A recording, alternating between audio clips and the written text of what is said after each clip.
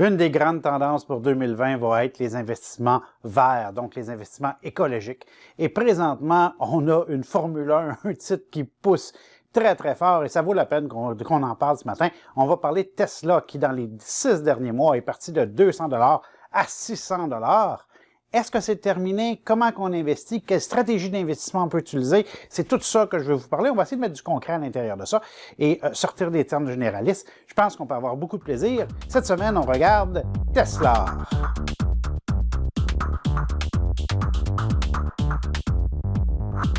Alors, comme mentionné dans l'introduction, cette semaine, on parle de Tesla, le fabricant de voitures électriques. Moi, je vais les qualifier de luxe, quand on a un prix de base qui part aux alentours de 50 000, 60 000 $ et qu'on s'en va dans les plus de 100 000 $. On est vraiment dans un créneau de luxe. On est dans un créneau vert, donc un créneau pour l'environnement, vraiment dédié par rapport à ça. Il ne fabrique aucune auto à gaz. C'est important de le spécifier. Tesla possède des très grandes parts de marché. Un tiers des autos électriques qui sont présentement vendues à travers le monde sont des Tesla. Donc, ils ont une très grosse part de marché dans un petit marché. On va le dire comme ça, donc un marché très niché. On s'est très bien positionné à l'intérieur de ça.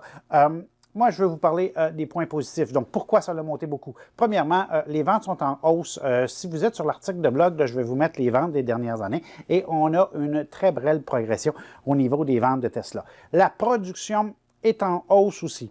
Bon, Tesla jamais eu de problème, pour ainsi dire, pour vendre des véhicules. Il y a des listes d'attente, il y a des personnes qui ont déposé des dépôts et ils attendent leur auto qui va arriver dans un an. Le problème de Tesla a toujours été un problème de fabrication. Souvenez-vous, il y a 18 mois, j'en avais parlé, j'avais fait une chronique il y a 18 mois, et je vous parlais qu'on avait des problèmes à accélérer la cadence de fabrication. La nouvelle giga-usine aux États-Unis, on avait des problèmes à arriver et on a souvent eu sur Tesla des problèmes de cash flow. On se posait des questions. Est-ce qu'il y a assez d'argent dans le compte de banque? C'était la grosse interrogation il y a 18-24 mois. Et présentement, bon, la bonne nouvelle, c'est que les liquidités, c'est réglé. Il y a énormément d'argent en compte de banque, ça ne m'inquiète pas. Les pertes, on fait encore des pertes à chaque année, mais les pertes sont stabilisées, je vous dirais, aux alentours de 1 milliard par année. C'est quand même énorme, là. Mais ce que je veux dire, c'est que les ventes augmentent et les pertes augmentent pas. Des fois, on a les deux effets. Ici, les pertes sont stables, 1 million par année, et les ventes augmentent et la cadence de production peut augmenter. Donc, de ce côté-là, positif.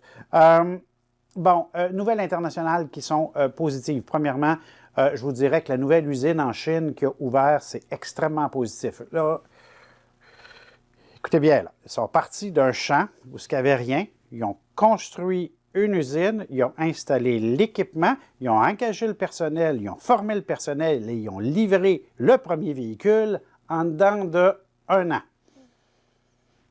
Bravo pour la productivité à Tesla et aux Chinois, franchement, bravo. Si on a une deuxième usine, ça veut donc dire qu'on vient doubler notre production, ou presque.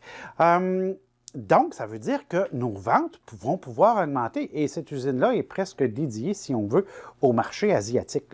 Et là, autre bonne nouvelle qu'on a su début janvier, on a conclu une entente en Allemagne pour ouvrir une 3e giga-usine. On parle donc de tripler la production.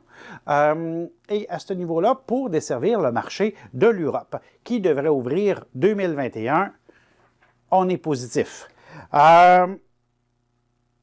Bonne nouvelle aux États-Unis. On sait qu'aux États-Unis, il y a plusieurs États américains, je vous dirais environ 50% des États américains qui ont mis des contraintes à Tesla pour vendre des Tesla dans leur État. Puis un très bel exemple, c'est le Michigan, parce que si vous habitez au Michigan, qui est quand même l'un des États du Nord, vous ne pouvez pas acheter une Tesla en ligne, c'est illégal. Pire que ça, si vous possédez une Tesla, vous ne pouvez pas aller dans une station Tesla pour la faire réparer. Tesla ne peut pas pouvait pas n'ouvrir au Michigan. Et là, évidemment, les législateurs, puis pourquoi je vous en parle du Michigan spécifiquement, parce que la législation vient d'être changée dans cet État-là. Et on voit un certain mouvement aux États-Unis d'alléger cette côté-là. Bon, là, vous me posez la question, pourquoi faire que Tesla ne pouvait pas vendre des véhicules? C'est parce que dans plusieurs États, dans plusieurs villes, c'est vrai au Québec aussi, là, le concessionnaire automobile est le plus gros employeur du village ou de la petite ville, si on veut, là.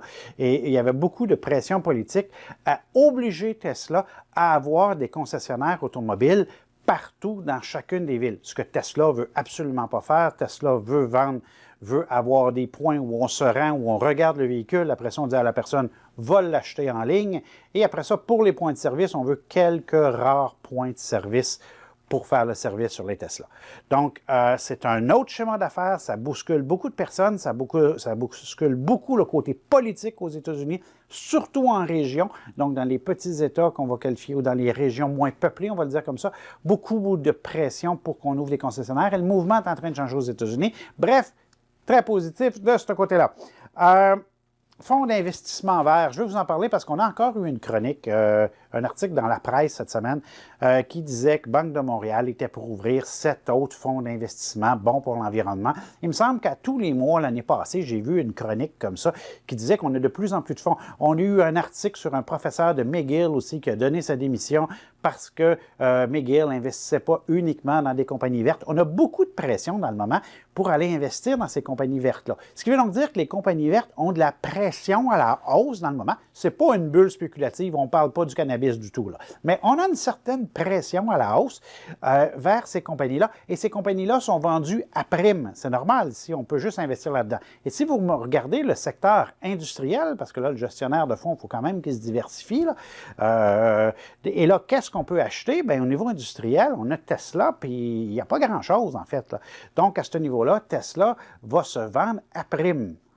Bon, il y a à prime et extrêmement élevé. Présentement, on en a extrêmement élevé. Je vous disais qu'on avait passé de 200 à 600 $ cette année. Qu'est-ce que ça nous donne? On va le comparer à GM, juste pour le fun. Je trouve ça le fun.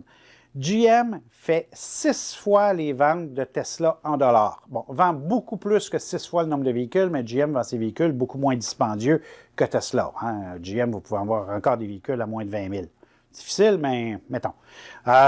Nous, au niveau de Tesla, on commence à 60 000. Donc, le prix moyen du véhicule est plus élevé chez Tesla. On va le dire comme ça. Ça, c'est beaucoup mieux. Le prix moyen chez Tesla est beaucoup plus élevé que chez GM. Mais GM vend 6 fois plus en montant d'argent que Tesla. GM fait de l'argent. Tesla ne fait pas d'argent. GM fait de l'argent à chaque année. Vous regardez les 7 dernières années, GM a fait de l'argent. C'est régulier, ça va bien. C'est pas énorme, mais quand même, ils font de l'argent. Et présentement, si on prend l'évaluation boursière, GM est évalué à 40 % moins cher que Tesla. Donc, ils vendent plus, ils font des profits, mais elle vaut moins cher GM par rapport à Tesla. Donc, on a vraiment une évaluation ici où est-ce que Tesla est beaucoup plus élevé. Je vous dirais que si on prend les ventes pures, on est à 12 fois environ, là, 12 fois plus élevé au niveau de Tesla qu'au niveau de GM. Et là, la question, c'est pourquoi c'est plus élevé? Bon, 2 éléments. Moi, premièrement, je vois le côté vert où on a une prime. Et le deuxième côté, c'est que d'un côté, on a une compagnie qui est en croissance. Tesla a des ventes en croissance superbes à chaque année. Vous regardez les ventes et on penserait presque une compagnie de technologie, là. Tandis que vous regardez les ventes de GM, pour les 7 dernières années, c'est flat.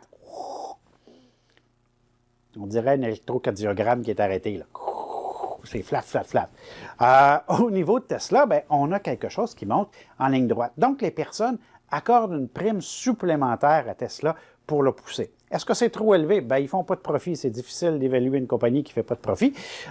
Au niveau par rapport aux ventes, c'est beaucoup plus élevé que par rapport à la compétition. Donc, ça reste un titre extrêmement spéculatif. Est-ce que vous devriez acheter ça puis mettre ça dans le fond de votre tiroir pour oublier ça pour les 30 prochaines années? Je ne crois pas.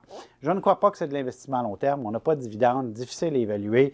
C'est peut-être trop cher, c'est peut-être une bulle, blablabla, blablabla, bla, bla, bla, très, très difficile. Mais vous me voyez venir, pour l'investisseur à moyen terme, qui travaille par exemple avec des moyennes mobiles, quel beau titre, franchement, c'est incroyable. Vous avez une grosse compagnie, ceux qui ont des gros portefeuilles, là, puis qui ont de la difficulté à faire du moyen terme, 200 à 600 $, comme c'est beau. Puis vous regarderez les moyennes mobiles, ils sont superbes. Tout ça pour vous dire que j'en avais parlé il y a 18 mois, je vous avais dit, c'est purement de l'investissement à moyen terme, et je n'ai pas changé d'idée, c'est purement de l'investissement à moyen terme qu'on vient faire sur Tesla. Très agréable. Beau titre à regarder. Bon, il est très haut dans le moment, donc évidemment, c'est la même théorie que d'habitude. Là, attendre une correction. Quand il va y avoir une correction, vous attrapez un creux, puis on essaie de reprendre le mouvement à la hausse. Est-ce qu'il va continuer à monter? J'en ai aucune idée. Présentement, il n'y a aucune... Si on prend du côté comptable, là, il n'y a rien qui justifie le prix actuel. Ils ne font pas d'argent. OK? Ils perdent 1 milliard par année. OK? Donc, il n'y a rien qui justifie ça. Mais le côté, est-ce qu'ils peuvent vendre plus de véhicules? Est-ce que la production peut augmenter? Ils ouvrent des nouvelles usines. La production devrait augmenter. Ces nouvelles usines-là viennent d'ouvrir. On va sortir plus de véhicules. Je ne pense pas que Tesla a un problème de vente de véhicules. Il y avait un problème de production de véhicules. En ouvrant ces deux usines-là, ça devrait régler leur problème. C'est ce qui explique la hausse. Bref, je pense que ça va être un titre intéressant à regarder en 2020. Sur ce, mesdames, messieurs, bon trading!